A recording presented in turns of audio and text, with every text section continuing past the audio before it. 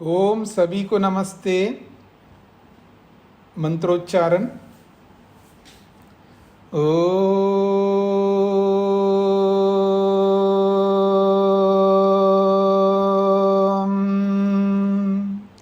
सहना भवतु सहनौ भुनक्तु सह वीर्यं करवावहै तेजस्विनावधीतमस्तु मा विद्विषावहै। ओम शांति शांति शांति। योग दर्शन की 20वीं कक्षा है। समाधिपाद के 3 सूत्रों को पूरा किया है। तदा द्रष्टुः स्वरूपेवस्थानम्। महर्षि वेदव्यास ने आत्मा के स्वरूप को स्पष्ट किया है। वो अपने स्वरूप में अवस्थित होता है, अर्थात अपने स्वरूप को अनुभव करता है। तो आत्मा का कैसा स्वरूप है ये दूसरे सूत्र में स्पष्ट किया है। अब चौथा सूत्र जो कह रहा है, चौथे सूत्र से पहले एक भूमिका के रूप में वेदव्यास जी लिखते हैं, व्युत्थान चित्तेतु सति तथापि भवन्ति न तथा कथम तर्हि दर्शित विषयत्वात्। कहते हैं व्युत्थान चित्तेतु सति,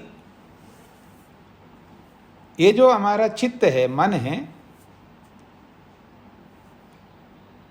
इस मन के 2 स्वरूप है। एक तो समाधि वाला स्वरूप है और एक बिना समाधि वाला स्वरूप है। और जो समाधि वाला स्वरूप है, वो जो समाधि है निरुद्ध अवस्था, जो अंतिम समाधि है, मन की निरुद्ध अवस्था में जो समाधि लगती है, असंप्रज्ञा समाधि।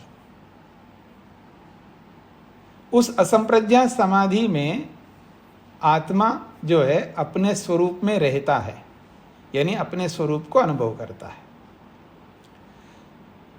तो समाधि से भिन्न जो अवस्था है, जब समाधि नहीं लग रही है, तो समाधि से जो भिन्न अवस्था है, उस भिन्न अवस्था को, चाहे वो क्षिप्त अवस्था हो, चाहे वो मूढ़ अवस्था हो, चाहे वो विक्षिप्त अवस्था हो, चाहे वो एकाग्र अवस्था भी क्यों ना हो, इन सभी अवस्थाओं का एक नाम दिया है व्युत्थान।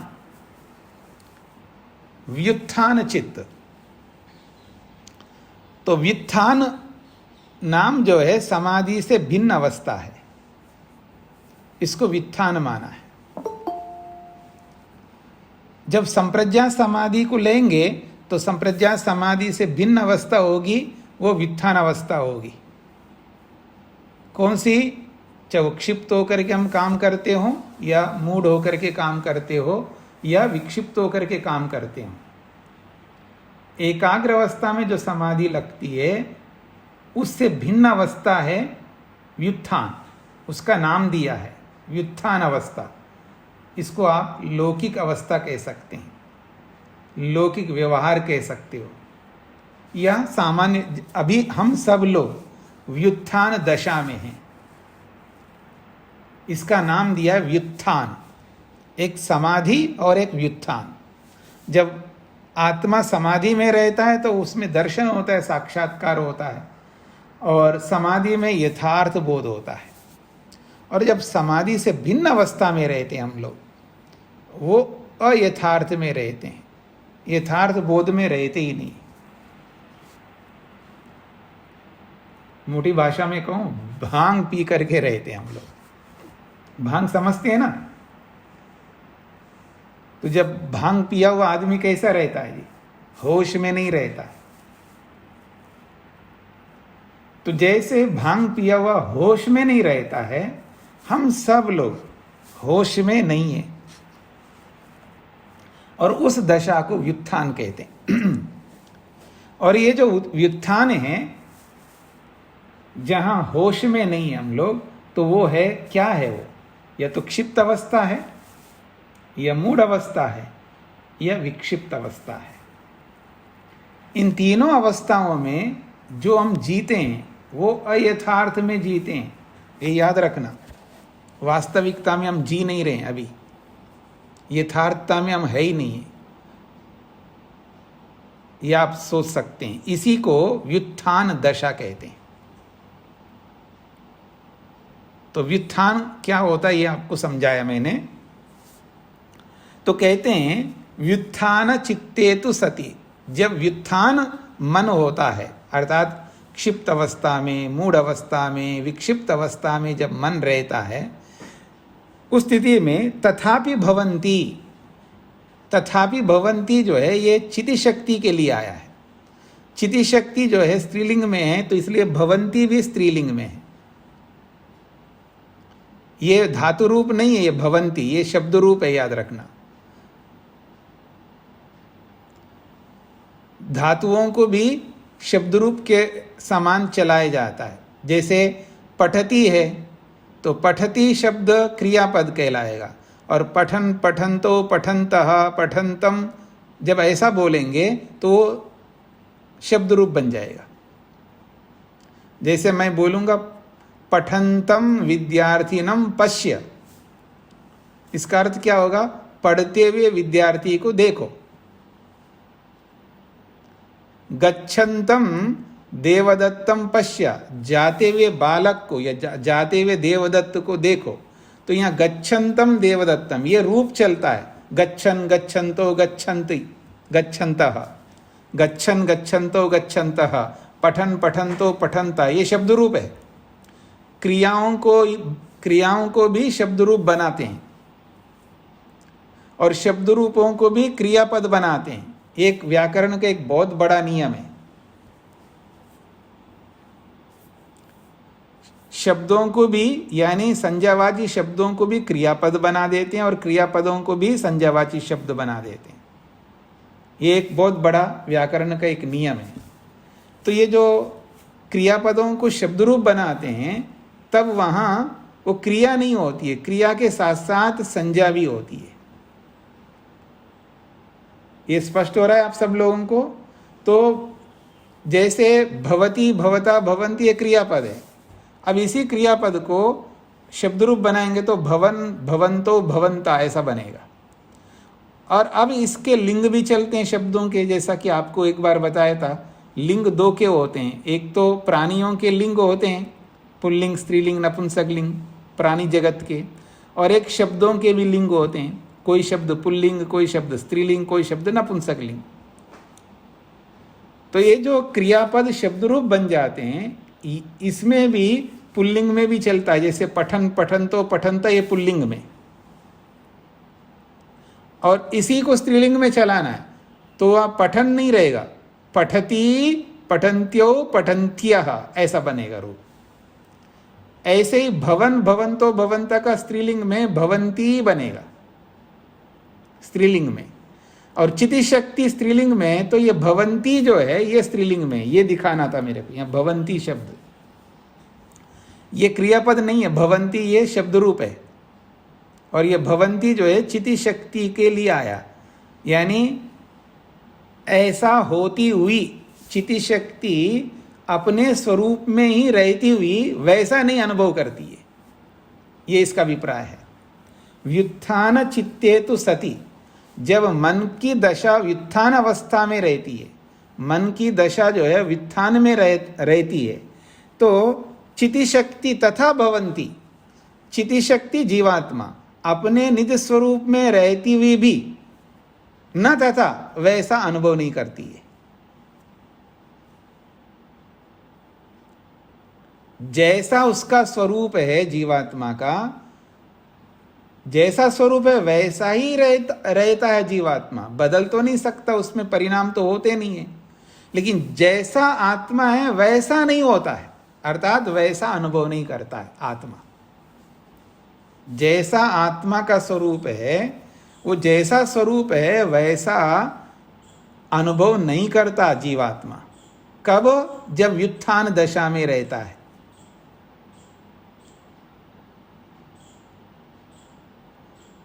तो जैसा आत्मा है वैसा अनुभव नहीं करता है तो कैसा अनुभव करता है? तब उत्तर दिया है वृत्ति सारूप्यम इतरत्र। वृत्ति सारूप्यम इतरत्र, इतरत्र का मतलब है समाधि से भिन्न अवस्था में, जिसको व्युत्थान दशा बोला है। इतरत्र का मतलब भिन्न स्थिति में, अर्थात समाधि से भिन्न स्थिति में। इतरत्र शब्द का अर्थ है समाधि से भिन्न अवस्था में जीवात्मा कैसा अनुभव करता है? तो कहते हैं वृत्ति सारूप्यम, वृत्ति सारूप्यम के रूप में अनुभव करता है। वृत्ति सारूप्यम का अर्थ है वृत्ति को और अपने आप को अलग नहीं मानता। यह है वृत्ति सारूप्यम का अभिप्राय। और पहले आप वृत्ति को समझ लीजिएगा, वृत्ति किसको कहते हैं। ये तो आपने दूसरे सूत्र में समझा ही था, वृत्ति किसको कहते हैं। योगश्चित्त वृत्ति निरोधा, मन की वृत्तियों को रोकने का नाम योग है। तो वो जो मन की वृत्ति है वो क्या है, ये आपको समझना है। मन की जो वृत्ति है वो आगे बताएंगे मन की वृत्तियां कैसी होती है। यानी मन जब काम करता है तो वो 5 प्रकार से काम करता है। मन जब काम करता है तो 5 प्रकार से काम करता है। चाहे वो क्षिप्त अवस्था में करे, चाहे वो मूढ़ अवस्था में करे, या विक्षिप्त अवस्था में करे, या एकाग्र अवस्था में करे। मन जो है 5 स्थितियों में काम करता है और उसके काम को यहाँ पर वृत्ति कहा जा रहा है। जैसे यहाँ पर 5 वृत्तियां आगे बताएंगे कि प्रत्यक्ष यानी प्रमाण वृत्ति, या तो प्रमाण से युक्त मन काम करता है, प्रमाणों का प्रयोग कर रहा होता है, प्रमाण वृत्ति से युक्त रहेगा। यानी जब मन काम करता है तो प्रमाणों के आधार पर काम कर रहा होता है।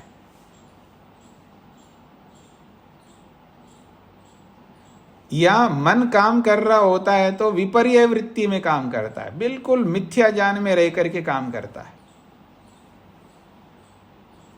तो प्रमाण वृत्ति, विपर्य वृत्ति, और एक तीसरी वृत्ति है मन की, उसका नाम है विकल्प वृत्ति।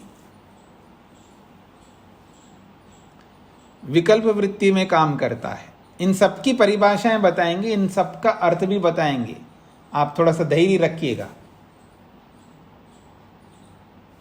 ये जो मन काम करता है किस किस स्वरूप में काम करता है, इन सबको समझाएंगे एक एक को करके आगे। अभी केवल मैं भूमिका के रूप में आपके सामने बता रहा हूं कि मन की जो 5 प्रकार की वृत्तियां हैं, यानी मन जब काम करता है तो 5 प्रकार से काम करती है या करता है। तो मन जब 5 प्रकार से काम करता है तो उन प्रकारों का नाम बता रहा हूं। एक प्रमाण वृत्ति से काम करता है मन, प्रमाणों के अनुसार काम करता है, उसको प्रमाण वृत्ति कहते हैं। और एक मिथ्या वृत्ति से काम करता है तो उसको विपर्य वृत्ति कहते हैं। विपर्य का अर्थ होता है मिथ्या ज्ञान। तीसरा जो उसका काम है वो विकल्प वृत्ति से काम करता है। तो विकल्प क्या होता है वो भी आपको आगे बताया जाएगा। चौथा उसका काम है निद्रा वृत्ति। वो निद्रा में कार्य करता है। निद्रा में भी खाली नहीं रहता आत्मा, और मन भी खाली नहीं रहता है, उसको निद्रा वृत्ति कहते हैं। और एक स्मृति वृत्ति कहते हैं, स्मरण करने का काम करता है मन। तो कभी तो स्मरण करने का काम करता है मन, और कभी वो निद्रा वाला काम करता है, और कभी विकल्प वाला काम करता है, कभी विपर्य वाला काम करता है, और कभी प्रमाण वाला काम करता है। ऐसे 5 प्रकार से मन काम करता है, कार्यरत रहता है। और ये जो 5 प्रकार के कार्य है इन सब को वृत्ति कहते हैं। चाहे वो प्रमाण वृत्ति हो, या विपर्य वृत्ति हो, विकल्प वृत्ति हो, निद्रा वृत्ति हो, और स्मृति वृत्ति हो, इन 5 वृत्तियों में मन रहता है। अर्थात इन 5 प्रकार से काम करता रहता है मन, खाली नहीं रहता। और इन 5 प्रकार की वृत्तियों को रोकना, इन 5 प्रकार के वृत्तियों को रोकना, ये योग कहलाता है।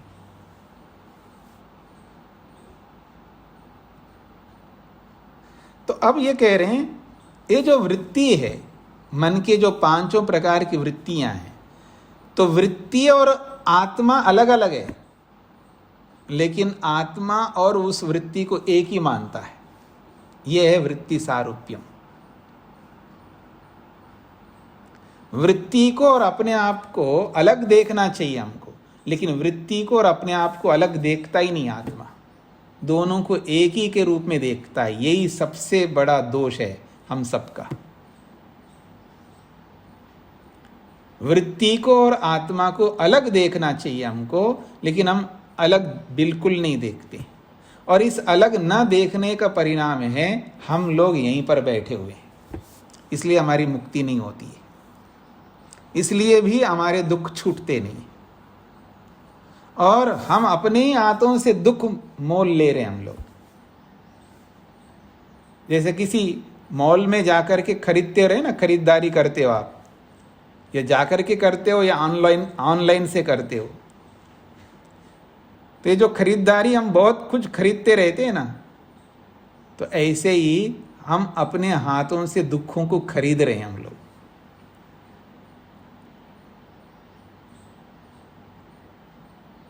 बहुत पैसा होता है ना, तो मोटी भाषा में बोल रहा हूँ, खुजली होती है आदमी को।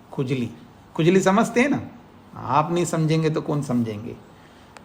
ठीक है जी, मान लीजिए कि उदाहरण दे रहा हूँ, पैसा नहीं है, मजदूर के पास पैसा नहीं है, पैसा नहीं है उसके पास में, मजदूरी मिली नहीं है, नहीं मिली है तो उसके पास पैसा नहीं है, और पैसा जेब में है ही नहीं है, तो उसको क्या करेगा? वो 1 किलोमीटर जाना है तो पैदल जाएगा, 2 किलोमीटर जाना है तो भी पैदल जाएगा, 3 किलोमीटर जाना भी तो पैदल ही जाएगा, क्योंकि पैसा नहीं हाथ में, कुछ है ही नहीं है। तो कैसे किसी क्या बोलते हैं आप, सेटल में, या जो बोलते हैं आप, जो सवारी को ले जाने वाली जो भी 3 व्हीलर है या ऑटो है या बस है, जो भी है,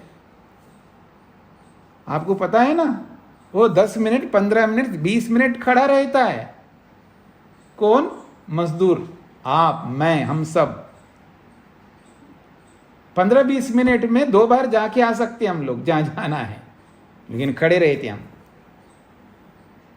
क्योंकि जेब में पैसे हैं।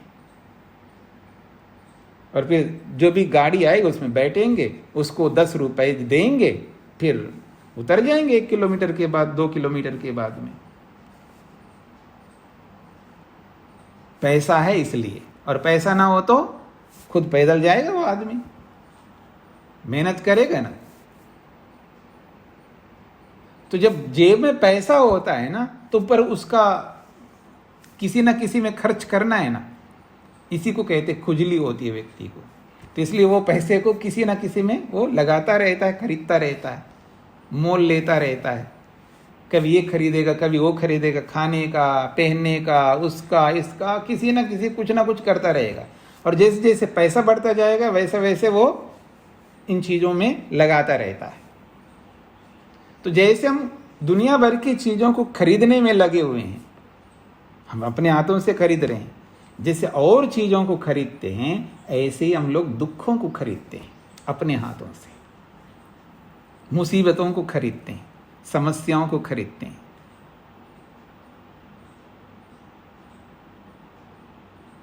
तो ये है वृत्ति सारूप्यम। वृत्ति को और आत्मा अलग है, वृत्ति अलग है, लेकिन दोनों को एक ही मानता है। यह है वृत्ति सारूप्यम का अभिप्राय। अभी भी आपको पूरा समझ में नहीं आया तो मैं उदाहरण दूंगा तो आपको समझ में आएगा। उदाहरण देखिएगा, मैं आपको देख रहा हूं ना, मैं आपको देख रहा हूं, भले ही ऑनलाइन से देख रहा हूं मैं, और आप मेरे को देख रहे हैं। तो किससे देख रहा हूं जी? मैं आपको आंख से देख रहा हूं। आपको देख रहा हूं, इसमें एक प्रमाण है क्या? आंख से देख रहा हूं।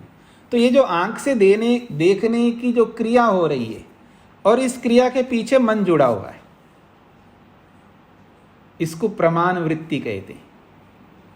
ये प्रत्यक्ष प्रमाण वृत्ति है। तो ठीक है ना, मैं आपको देख रहा हूं, अब मैं अपने आप को देखता हूं, मैं अपने शरीर को देखता हूं। देखो, मैं अपने हाथ को देख रहा हूं, अपनी अपनी भुजाओं को देखूंगा, दोनों को,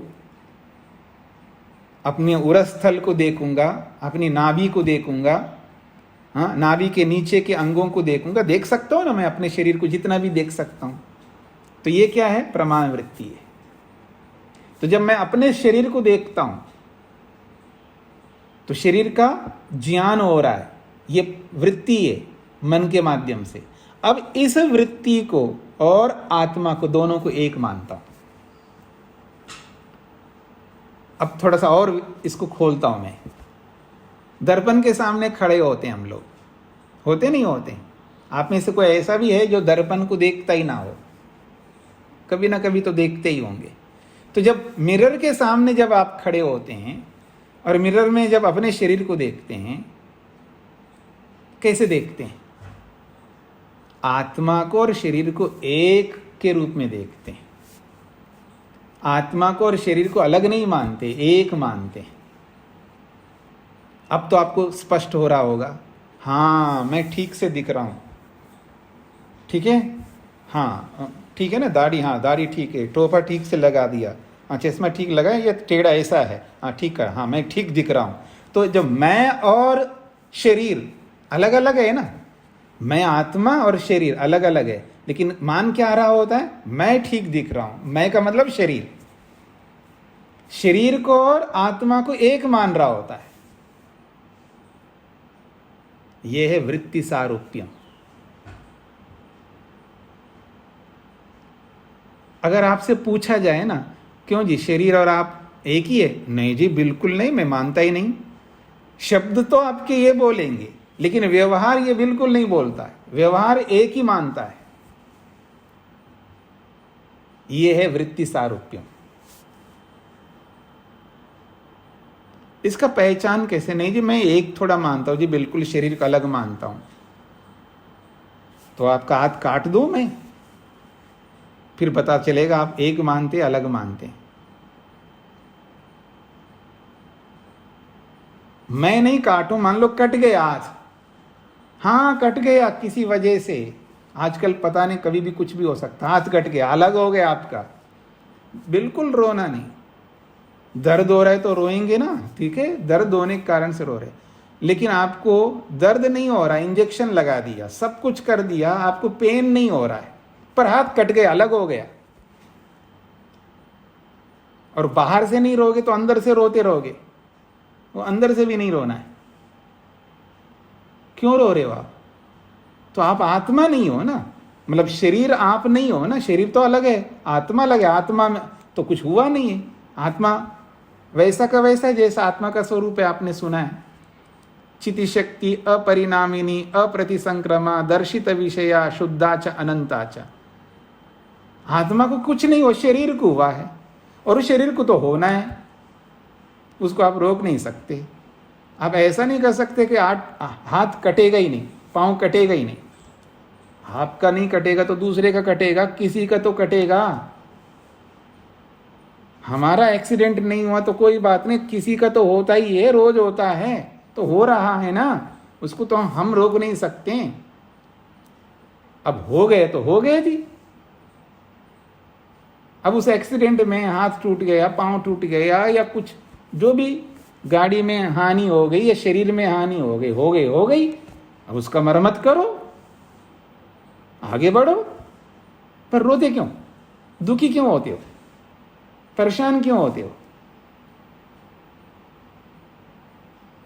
अगर दुखी होते हैं, परेशान होते हैं, रोते हैं, चाहे बाहर से चाहे अंदर से, ये व्यवहार बता रहा है आत्मा को और शरीर को अलग नहीं मान रहे, हम एक मान रहे। यह है वृत्ति सारूप्यम।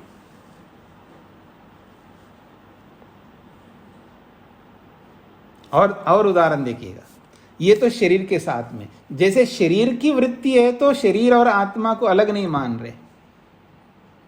और ये तो आपको पता नहीं समझ में कब आएगा, वो अलग बात है। आपके मन पसंद का कुछ भी आप खा रहे हो, कुछ भी खा रहे हो आप,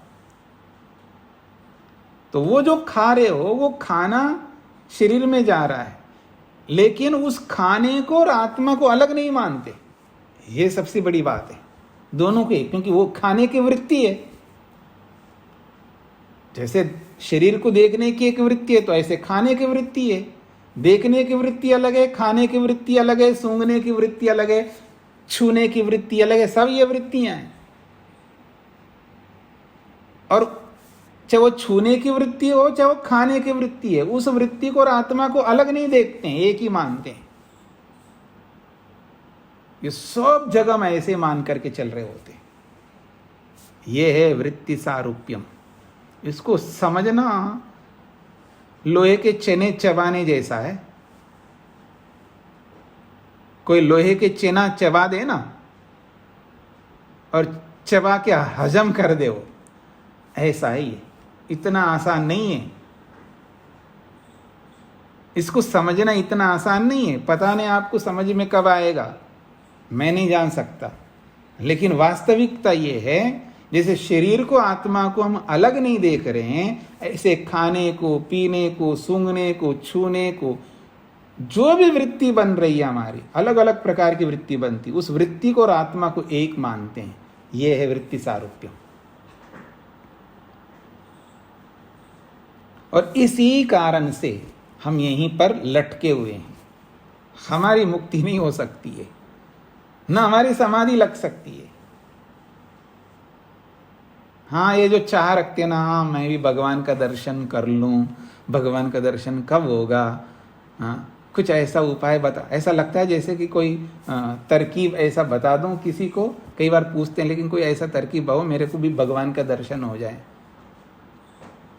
हम बताने लाइन में खड़े हो के कितना समय हो रहा है, हमको सालों बीत गए, लाइन में ही खड़े हम लोग अभी भी। और आप आज आकर के बोलते हो मेरे को आत्मा का, भगवान का दर्शन करा दो। ऐसे साधु संत लोग हैं ना, वो लगे हुए हैं, लाइन में खड़े हैं, लाइन में वो खड़े हैं। और आप आज आकर के अभी मेरे को टिकट, बस आए, बस रुकना ही नहीं, टिकट मिल जाए, ऐसा नहीं हो सकता है। बहुत कुछ करना है।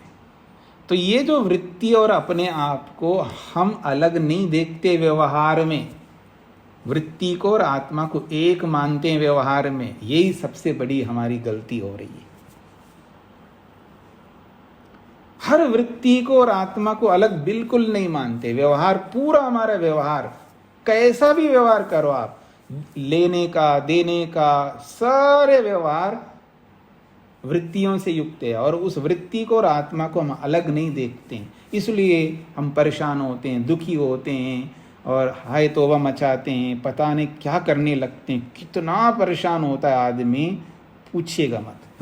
और ये परेशानियां एक प्रकार की नहीं, दो प्रकार की नहीं, पता नहीं कितने प्रकार की है। हर क्षेत्र की परेशानियां हैं, चाहे वो पैसे से संबंधित हो, वस्त्रों से संबंधित हो, भोजन से संबंधित हो, का मकानों से संबंधित हो, जमीनों से संबंधित हो, संबंधों से संबंधित हो, चाहे किसी से भी संबंधित हो, ये सब वृत्तियां बनती हैं। हम सुबह से लेकर रात तक जो भी करते हैं सब वृत्तियों से युक्त होकर के करते हैं। वृत्ति रहित कोई हमारी क्रिया नहीं होती है, कोई कार्य वृत्ति के बिना नहीं हो सकती है। और सभी वृत्तियां हमारी, और उसके साथ आत्मा को जोड़ दो। वृत्ति और आत्मा, किसी भी वृत्ति को ले लो और आत्मा को ले लो, दोनों को एक मान रहा है। वृत्ति को और आत्मा को अलग देख ही नहीं पा रहा है। ये है हमारी स्थिति, ये व्यवहार की स्थिति। इसको अलग करके देखना है, अलग करना है व्यवहार में, तब जाकर के हम समाधि तक पहुंचेंगे। तो कह रहे हैं वृत्ति सारूप्यम इतरत्र। जब समाधि नहीं रहती है तो वृत्ति सारूप्य रहता है। वृत्ति सारूप्य का मतलब वृत्ति को और अपने आप को अलग नहीं मानता, दोनों को एक ही मानता है। ये है सूत्र का अर्थ आपके सामने आया। अब भाष्य को देखिएगा। व्युत्थाने या चित्तवृत्तयः तद अवशिष्ट वृत्ति ही पुरुषः। सूत्र के अभिप्राय को भाष्यकार ने अपने शब्दों में स्पष्ट किया है। व्युत्थाने, व्युत्थान दशा में, अर्थात व्युत्थान कहते हैं समाधि से भिन्न अवस्था। व्युत्थाने समाधि से भिन्न अवस्था में या चित्तवृत्तया, जो मन की वृत्तियां हैं, जो मन के व्यापार है, जो मन के जो 5 प्रकार के व्यापार है, तद अवशिष्ट वृत्ति, उन वृत्तियों से अवशिष्ट अर्थात उन वृत्तियों के समान अपने आप को मानता है। पुरुष जो है तद अवशिष्ट वृत्ति, वृत्ति और अपने आप को अलग नहीं देखता, एक ही देखता है। विशिष्ट का मतलब है अलग और अवशिष्ट का मतलब है एक। तो चित्त की वृत्तियां और आत्मा दोनों को अवशिष्ट देखता है, अर्थात एक के रूप में देखता है, अलग अलग नहीं देखता है। तथा च सूत्रम, किसी ऋषि ने इस संबंध को बताने के लिए, इस बात को समझाने के लिए अपना एक अलग सूत्र बनाया है। किसी दूसरे ऋषि का सूत्र दे रहे हैं यहां पर वेद व्यास। तथा च सूत्रम, ऐसा ही किसी सूत्रकार ने इस बात को समझाने के लिए अपने शब्दों में एक सूत्र बनाया। क्या? एकमेव दर्शनम ख्यातिरेव दर्शनम। एकमेव दर्शनम मतलब एक ही प्रकार का दर्शन होता है, एक ही प्रकार का ज्ञान होता है। भाई शरीर अलग है, आत्मा अलग है, दोनों अलग अलग ज्ञान है। शरीर अलग है, ये अलग ज्ञान है, और आत्मा अलग है, ये अलग ज्ञान है। आत्मा का ज्ञान अलग है, शरीर का ज्ञान अलग है, दोनों अलग अलग ज्ञान है। लेकिन जब शरीर के साथ वृत्ति बनती है आत्मा की, तो एक ही ज्ञान होता है, क्योंकि शरीर को और आत्मा को एक मानता है, तो एक ही प्रकार का ज्ञान होता है उस व्यक्ति को। जबकि दोनों का अलग अलग ज्ञान होना चाहिए। हर जगह दोनों अलग अलग ज्ञान हो, चाहे वो शरीर को देखे, चाहे वो खाने को देखे, चाहे वो स्पर्श को या किसी को भी वो अनुभव करे, वहां 2 प्रकार का ज्ञान होना चाहिए। लेकिन हमें नहीं होते, हमें एक ही प्रकार का ज्ञान होता है। एकमेव दर्शनम, एक ही प्रकार का ज्ञान होता है। दर्शन का मतलब यहां ज्ञान है। अब इसी दर्शन को दूसरे शब्दों में बोला है ख्यातिरेव दर्शनम। ख्याति को ही दर्शन बोला जाता है, और ख्याति कहते हैं ज्ञान को। एक ही ज्ञान होता है बोलो, या एक ही दर्शन होता है बोलो, एक ही बात है।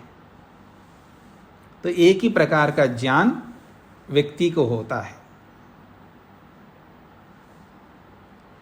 हाँ जी, कुछ आप लोगों को समझ में आ रहा है? मैं इतना बोला आपको, 35 मिनट हो गए मेरे को बोलते बोलते, तो आपको स्पष्ट हो रहा है क्या मैं कहना चाह रहा हूं, वेद व्यास जी क्या कहना चाह रहे हैं, और सूत्रकार महर्षि पतंजलि क्या कहना चाह रहे हैं? स्पष्ट हो रहा है ना आप सब लोगों को? ये एक ही प्रकार का ज्ञान होने के पीछे एक छोटा सा कारण भी बता रहे, क्यों ऐसा होता है, दोनों को अलग क्यों नहीं देख पाते हम, दोनों को अलग क्यों नहीं देख पाते हैं, इसका एक छोटा सा कारण। छोटा इसलिए बोल रहा हूं, बड़ा कारण तो है ही है, मिथ्या ज्ञान तो है ही है, अलग अलग को एक मान रहे, एक बहुत बड़ा मिथ्या ज्ञान है। लेकिन छोटा कारण ये भी है, वो क्या है वो बता रहे हैं। चित्तम अयस्कांत मणिकल्पम, मन को समझा रहे हैं यहां पर। मन कैसा है, मन को लेकर के उदाहरण दे रहे हैं, मन की तुलना कर रहे हैं। किसके साथ में तुलना कर रहे हैं? चुंबक के साथ में। अयस्कांत मणिकल्पम, अयस्कांत मणि कहते हैं चुंबक को, और कल्पम का मतलब है समान। अयस्कांत मणिकल्पम, अयस्कांत कहते हैं चुंबक को, और कल्प का मतलब समान। चित्तम मन, ये जो चित्त है ये चुंबक के समान है। ये जो हमारा मन है ये मानो चुंबक जैसा है। चुंबक का क्या काम होता है जी? वो लोहे को पकड़े रखता है, बस उसको लोहा मिल जाना चाहिए तो उसके साथ चिपका रहता है, उसके बिल्कुल पास में रहता है। चुंबक जो है जब लोहे को पकड़ लेता है तो चुंबक और लोहा एकदम अत्यंत निकटता होती है दोनों की। तो मानो ये जो हमारा मन है ये चुंबक के समान है, और चुंबक के समान है। अब ये चुंबक के समान होने के कारण से आत्मा के साथ चिपक करके रहता है ये मन, बिल्कुल आत्मा के बिल्कुल निकट रहता है। तो इसलिए कह रहे हैं चित्तम अयस्कांतम अनिकल्पम, ये मन जो है चुंबक के समान है। फिर कहते हैं सन्निधि मात्र उपकारी, सन्निधि मात्र उपकारी, आत्मा के बिल्कुल सन्निधि में रह करके, अर्थात आत्मा के बिल्कुल निकट रहते हुए उपकारी, उपकार करता है मन। बहुत बड़ा उपकार करता है जी मन आत्मा के लिए।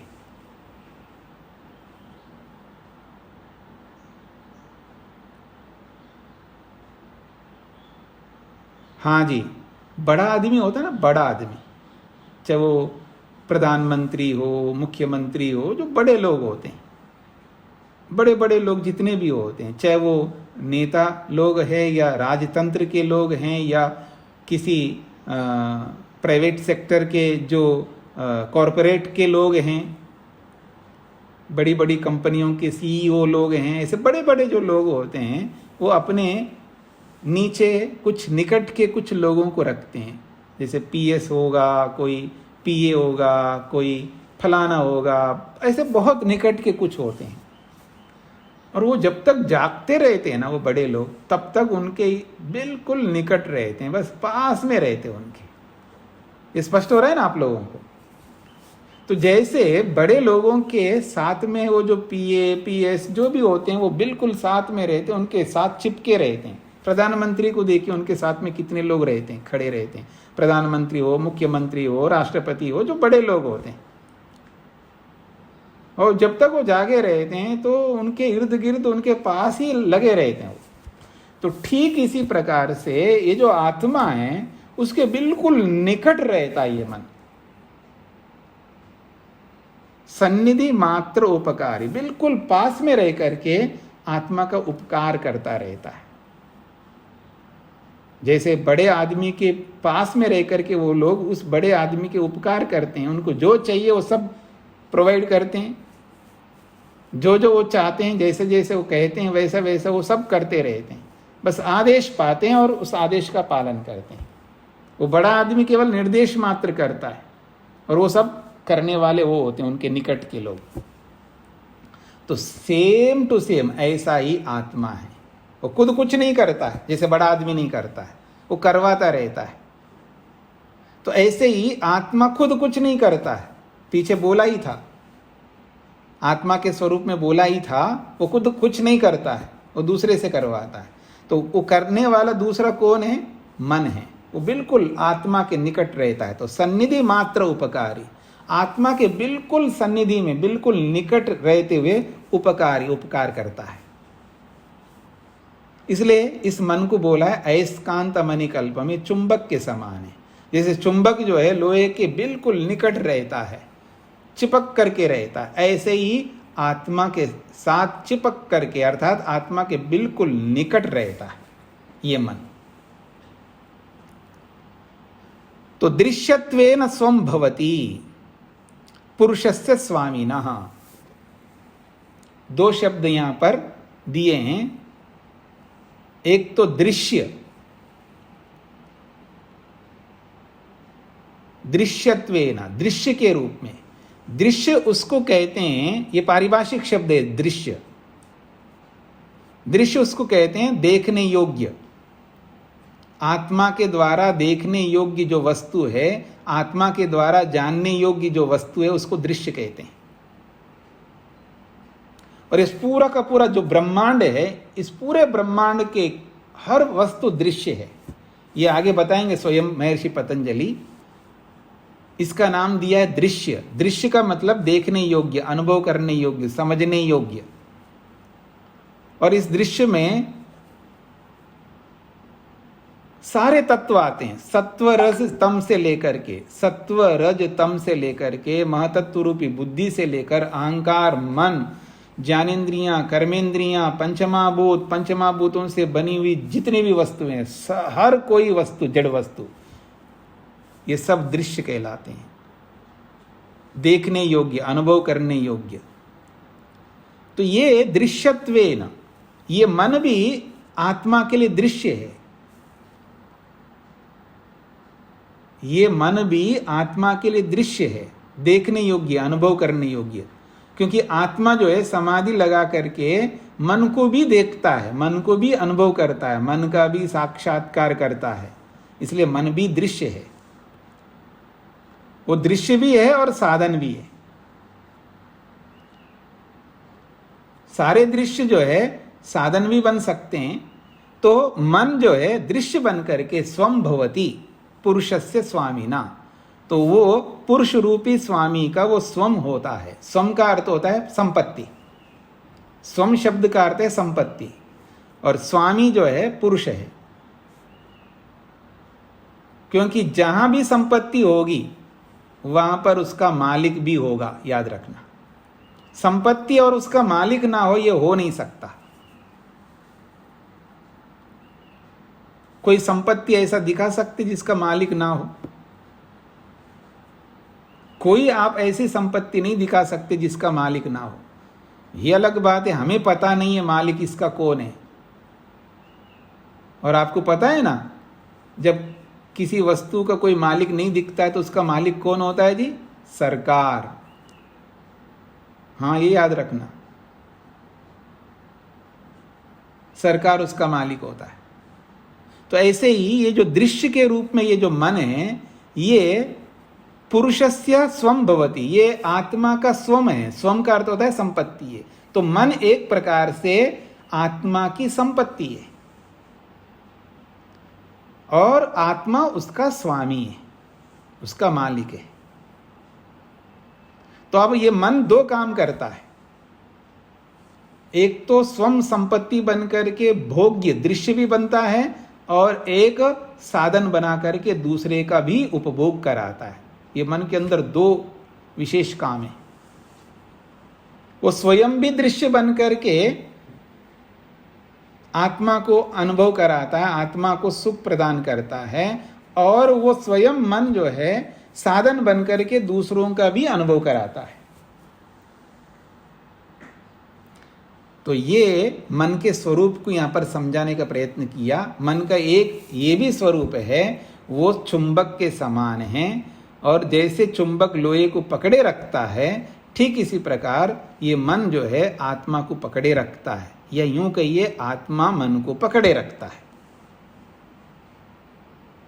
एक ही बात है, कहने की तरीका है। तो ये जो मन है ये चुंबक के समान आत्मा के साथ चिपका रहता है और आत्मा के निकट रहता हुआ आत्मा का उपकार करता है, क्योंकि वो स्वयं दृश्य है, और दृश्य होने के नाते वो आत्मा का स्वम है, संपत्ति है, और आत्मा उसका स्वामी है। इसलिए आत्मा उसका स्वामी बन करके उस मन का उपयोग करता है, उस मन से काम करवाता रहता है। तो आत्मा के निकट रहने के कारण से जब कोई वस्तु जब बहुत निकट होती है तो दोनों अलग अलग प्रतीत नहीं होते हैं। ये तो ऐसा है कि दूध और पानी को बिल्कुल निकट कर दो जी, तो आप पता नहीं लगा सकते बिना यंत्र के।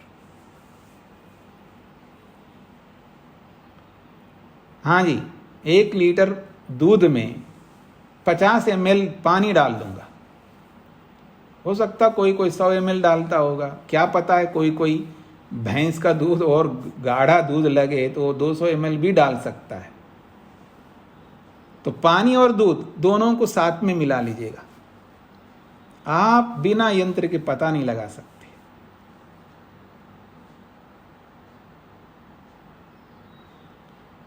तो वो बिल्कुल पास में आ गए, इसलिए अलग अलग वस्तुएं, पानी अलग है दूध अलग है, याद रखना, लेकिन दोनों एक दिखाई दे रहे हैं। क्यों? अत्यंत निकटता के कारण से। ठीक इसी प्रकार से आत्मा और मन बिल्कुल इतना निकट रहते हैं, और निकट होकर के जब आत्मा मन के माध्यम से किसी को देखता है तो जो दिखाई देने वाली वस्तु है उसको बेचारा आत्मा अपने से अलग नहीं समझ रहा होता है, मैं ही वो है ऐसा समझ रहा होता है। यही वृत्ति सारूप्य में।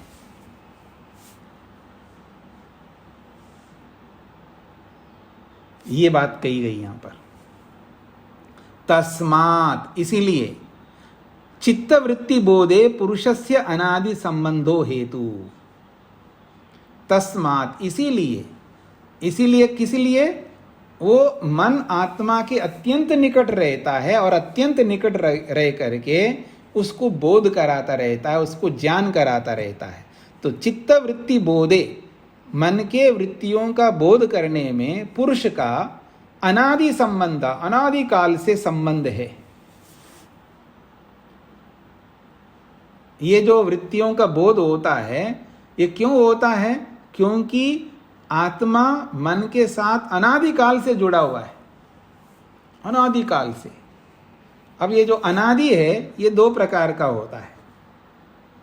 एक का नाम है प्रवाह से अनादि। प्रवाह समझ लीजिएगा, प्रवाह का मतलब होता है क्रम। प्रवाह शब्द जहां होता है उसको क्रम कहते हैं।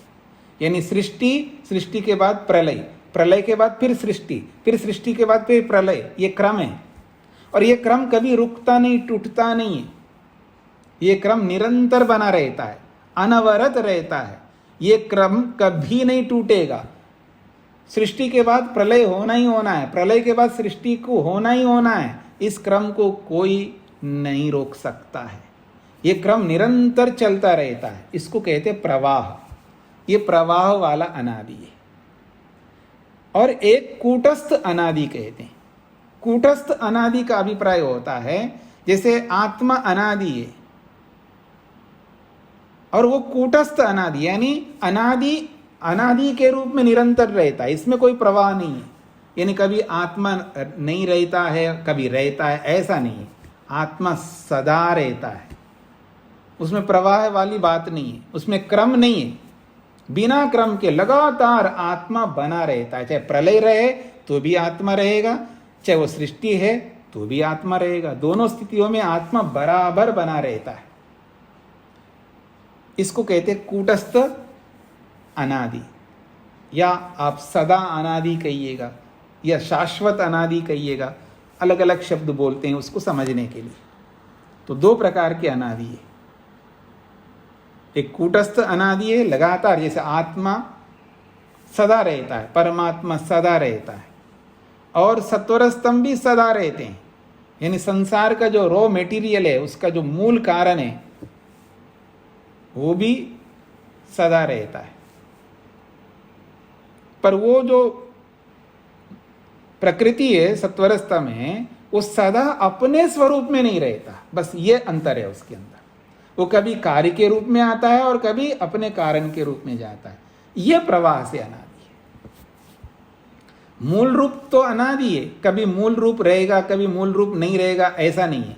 वो मूल रूप जो है, आंतरिक मूल रूप तो सदा वैसा का वैसा बना रहेगा। लेकिन उस प्रकृति का जो बाह्य स्वरूप है, वो प्रवाह से अनादि है। कभी सृष्टि के रूप में, कभी प्रलय के रूप में, कभी सृष्टि के रूप में, कभी प्रलय के रूप में। तो ऐसे ही मन का और आत्मा के साथ जो संबंध है, ये अनादि है, लेकिन ये प्रवाह से अनादि है। क्योंकि आत्मा के साथ मन सदा नहीं रहता है, प्रलय में नहीं रहता है और मुक्ति में भी नहीं रहता है।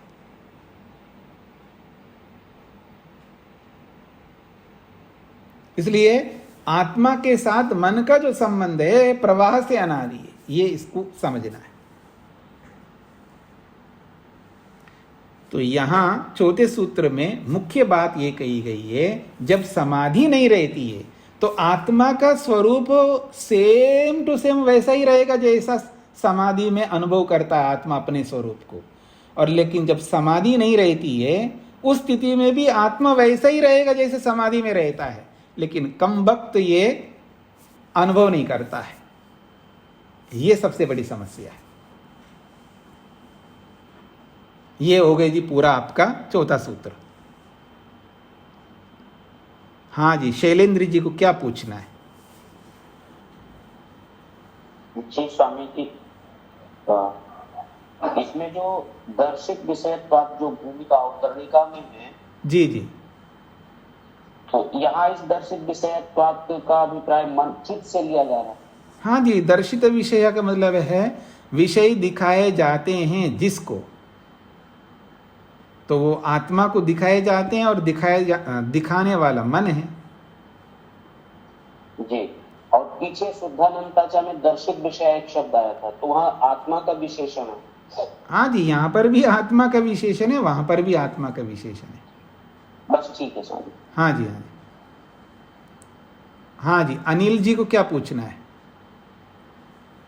स्वामी जी नमस्ते जी। स्वामी जी, मन जो है अनादिकाल से आत्मा के साथ में है। ये जब शरीर में है तभी आत्मा के साथ में रहेगा ना। आत्मा जब शरीर में रहेगा। हाँ, बोलते जाइए आप जब बोलना बंद करेंगे फिर मैं आपको उत्तर दूंगा। अभी आपकी बात पूरी नहीं हुई है।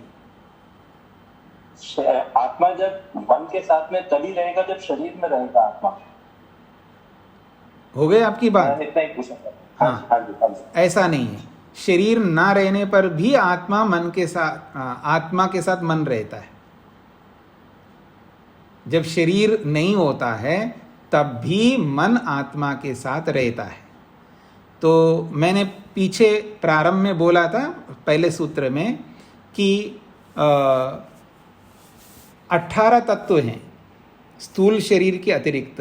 बंधन के प्रसंग में बोला था, कर्म बंधनानि श्लथयति, इसकी व्याख्या में बोला था प्रथम सूत्र में। तो ये जो बंधन है वो 3 प्रकार के हैं। एक तो स्थूल शरीर का बंधन है आत्मा के साथ में। जब ये स्थूल शरीर नहीं रहता, अर्थात मैं मर गया, शरीर से अलग हो गया, तो अलग हो गया तो शरीर तो समाप्त हो गया, यहीं नष्ट कर दिया, उसको जला दिया, ये बंधन तो समाप्त हो गया। लेकिन एक और बंधन है आत्मा के साथ में जिसको हम सूक्ष्म शरीर कहते हैं। और उस सूक्ष्म शरीर में 18 तत्व हैं और उन 18 तत्वों में एक तत्व मन है, वो आत्मा के साथ रहता है। बिना शरीर की दशा में भी मन आत्मा के साथ रहता है। और जब तक उसको शरीर नहीं मिलेगा तब तक वो सूक्ष्म शरीर रहेगा ही आत्मा के साथ में, वो कहीं नहीं जा सकता, क्योंकि प्रलय नहीं हुआ। ये संसार की स्थिति में बताया जा रहा है। तो अब उस आत्मा को शरीर तत्काल भी मिल सकता है, 1 दिन के बाद भी मिल सकता है, 1 महीने के बाद भी मिल सकता है, 1 साल के बाद में भी मिल सकता है, 50 साल, 100 साल, 200 साल, 500 साल के बाद में भी मिल सकता है। हाँ, ये याद रखना है। जैसे हमारे कर्म होते हैं उन कर्मों के हिसाब से होगा। कोई इतना नेक कर्म कर ले, आप अनिल जी कहीं कह दूं मैं, अनिल जी ऐसे अभी आज समझ में आ रहा है इनको, योग दर्शन को पढ़ते हुए उनको 20वां दिन चल रहा है। 20 दिन में उनको विवेक हो गया कि अब तक जीवन क्या जी रहा था पता नहीं, ये तो अलग ही दुनिया है। आपको समझ में आ गया तो आपका जीवन आमूल चूल परिवर्तन हो गया, आप बिल्कुल शीर्षासन हो गया, मतलब आपके कर्म बदल गए। हाँ, ये याद रखना। अब अविद्या वाले कर्म नहीं करते। और आप पता नहीं कितनी अवस्था है, लेकिन अवस्था कोई कारण नहीं होता है। कम समय में भी दुनिया भर के कर्म कर सकते हैं, पानी की तरह बहा सकते हैं आप कर्मों की स्थिति समझेंगे तो आपको स्पष्ट हो जाएगा। इतने कर्म कर डाले आप और करने के बाद मर गए। मरना तो एक दिन है, 100 साल के बाद मरो या 120 साल के बाद मर जाओ, मरना तो है आपको एक दिन, और मर गए। और इतने कालावधि में ऐसे कर्म कर डाले, इतने नेक कर्म कर डाले, पर मुक्ति प्राप्त करने तक नहीं पहुंचे। अब इतने नेक कर्म अच्छे किए आपने, हम सबसे अच्छे किए, अब आपको जन्म होना है तो ऐसे कैसे माँ बाप के पास जन्म लेंगे आप, ऐरे गहरे के सहवास में? आपके कर्मों के अनुस्वरूप माता पिता होने चाहिए, यानी कपल होने चाहिए, वो दिख नहीं रहे। ऐसे कर्म करने वाले होंगे ना, ऐसे कर्म तो उन कपल को करना है ना, भगवान के हाथ में नहीं है। हाँ, याद रखना, भगवान के हाथ में नहीं है। तो जब तक ऐसे कर्म करने वाले 2 कपल नहीं मिलेंगे तब तक आप कैसे रहेंगे? वेटिंग में रहेंगे। वो वेटिंग बहुत लंबा भी हो सकता है, कम भी हो सकता है, क्योंकि कर्म करने में तो हम स्वतंत्र हैं ना। तो ऐसे कर्म, आपके अनुरूप कर्म करने वाले 2 लोग नहीं मिलेंगे जिनको संतान उत्पन्न करना हो, ऐसे लोग, तब तक आप वेटिंग में रहेंगे।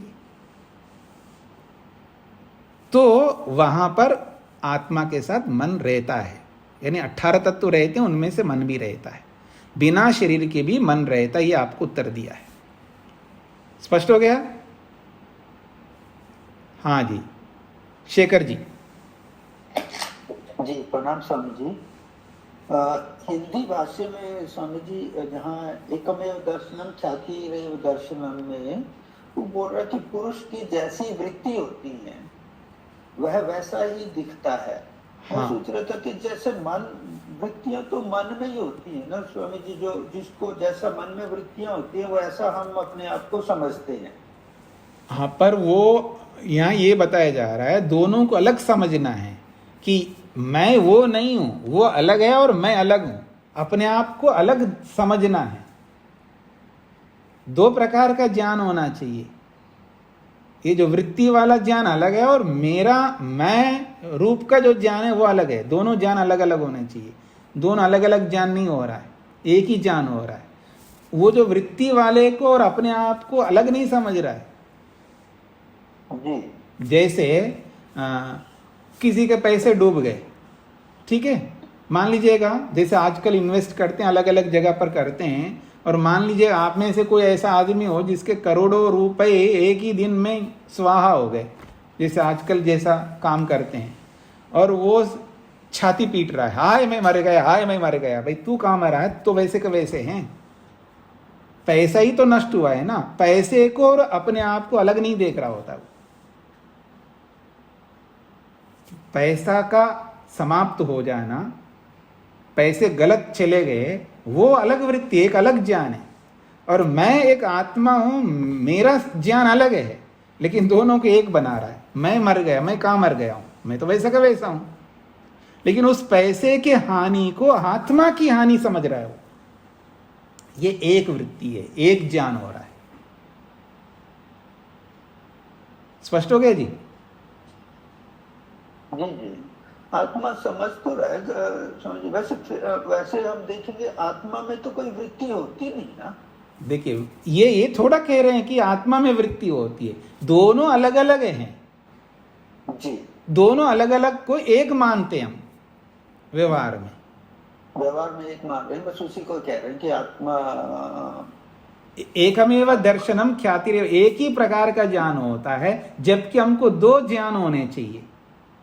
जी जी, वो दो ज्ञान नहीं हो रहे, हमको एक ज्ञान हो रहा है। और एक ज्ञान जो हो रहा है वो कैसा ज्ञान है? वो मिथ्या ज्ञान है।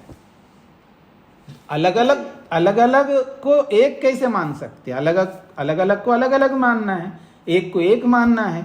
तो दो को हम एक मान रहे हैं, ये सबसे बड़ी मूर्खता है हमारी। जैसे कि ये उदाहरण दे रहा हूं कि एग्जाम्पल दिया। हाँ जी, हाँ जी। प्रथम उसको ऐसा सोचे कि ये मेरा धन था ये मतलब खत्म हो गया है, हाँ, ऐसा सोचते हैं तो वो ठीक है। हाँ, खत्म हो गया कि मतलब कोई दुख नहीं होगा। अगर दोनों को अलग मानते हैं तो वो चाहे करोड़ नुकसान हो, चाहे 10 करोड़ नुकसान हो, चाहे जितना पैसा हो सारा नुकसान हो जाए, 1 रुपए नहीं बचा है, सारा समाप्त हो गया, तो भी मेरे को दुख नहीं होगा। क्या होगा जी? फिर समाप्त हो गया तो अब मेहनत करूंगा जी, फिर नया बनाऊंगा, कष्ट नहीं होगा वहां पर। ये अलग अलग ज्ञान है। स्वामी जी, दो तरह का कष्ट है ना, चाहे धन जाने का कष्ट है या मतलब हाथ कटने का कष्ट है। वो तो एक तो देखिए, कष्टों के वेराइटी अलग अलग है, उसमें मेरे को आपत्ति नहीं है। हाथ कटने का कष्ट अलग है और धन जाने का कष्ट अलग है। हाथ कटने का तो बाह्य कष्ट हो गया और धन जाने का कष्ट आंतरिक हो गया। चाहे वो आंतरिक हो चाहे बाह्य हो, कष्ट नहीं होगा उसको। दोनों को अलग मानने पर कष्ट नहीं होगा, दुख नहीं होगा। यही स्थिति लानी है, और वो स्थिति लाता नहीं आदमी। साधन जब हमारे से छूटता है स्वामी जी तो उसका कष्ट नहीं होगा। कोई भी साधन, मेरी कार खराब हो गई, मेरा मतलब मैं कार तो नहीं हूँ, मैं धन तो नहीं हूँ, लेकिन मेरा ये साधन में जाता है तो उसका मुझे कष्ट नहीं होगा स्वामी जी। यही तो पकड़ना है, कष्ट नहीं होगा, क्योंकि उसको पता है कि ये होना है जी। भाई कार है तो खराब होगा, कार है तो डैमेज होगा, कार है तो भी जा नहीं सकता, पेट्रोल नहीं मिल रहा है, और इलेक्ट्रिक का है तो बिजली नहीं मिल रही। ये सारी बातें आएंगी, ये सब मेरे को समझना है। और मैं ना समझ करके परेशान हो रहा हूँ, दुखी हो रहा हूँ। दुखी नहीं हो सकता। दुखी हो रहा हूँ इसका मतलब मैं समझ नहीं रहा हूँ जी। ये वृत्ति सारूप्य में। जी जी स्वामी जी, धन्यवाद जी। हाँ, तो अब आप देख सकते हैं जो शेखर जी ने जो प्रश्न उठाया है, ये जो स्थिति है ये सब लोगों के साथ में है। चाहे वो धन का हो, चाहे वो संबंधों का हो, चाहे वो किसी भी स्थिति का हो, दुखी नहीं हो सकते। कोई कहेगा शरीर कटेगा तो दुख तो होगा, वो कटने का दुख होगा, उसको तो हम नहीं रोक सकते। वो तो शरीर का दुख है तो वो तो भुगतना ही पड़ेगा। लेकिन एक तो शरीर के कटने के कारण से जो दुख होता है वो तो होगा ही होगा, लेकिन उसके अतिरिक्त भी दुख होता है। हम दो दो दुख उठा रहे होते हैं। मेरे को हार्ट अटैक हो रहा है, मेरे को ये 2 बार हो गया, अब तीसरी बार होगा तो पता नहीं क्या होगा, मैं परेशान हो रहा हूँ। एक तो शरीर का दुख तो भोग ही रहा हूँ, उसके साथ साथ में ये जो मिथ्या ज्ञान जो हो रहा है उससे भी दुखी हो रहा हूँ, तो 2 दुख उठाते रहते हैं। तो जो दूसरा दुख है वो हमें नहीं उठाना है। एक दुख तो शारीरिक दुख तो होगा ही होगा, उसको हम रोक नहीं सकते, और उस शरीर में होने के कारण से हमको पीड़ा होगी, चाहे योगी हो चाहे भोगी हो, दोनों को होगी, उसको कोई नहीं रोक सकता। उस पीड़ा को योगी सहन करता है और भोगी सहन नहीं करता है, बस ये अंतर है। बाकी बातें मैं आगे कल करूंगा। आपके और जिनके प्रश्न हैं वो कल पूछिएगा, समय हो गया आपका।